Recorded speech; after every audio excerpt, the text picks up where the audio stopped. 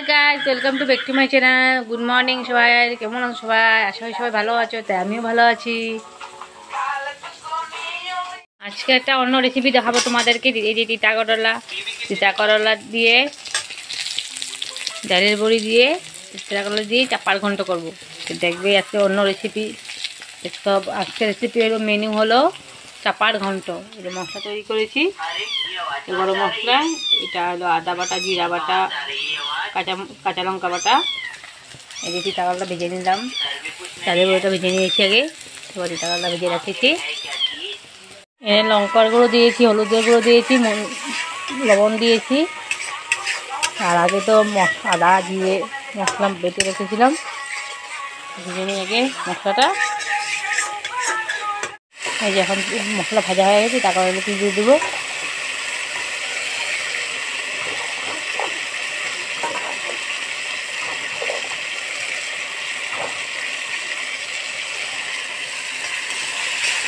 Mix করে নেবো ভাজা ভাজা করে।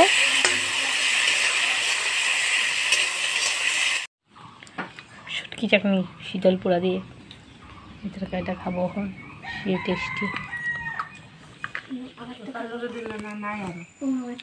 আশা করি আমার ভিডিও তোমাদের ভালো লাগছে। যদি আমার রেসিপিটাও ভালো লাগে, লাইক করবেন, শেয়ার করবেন, সাবস্ক্রাইব করবেন, বেল আইকনে প্রেস করবেন।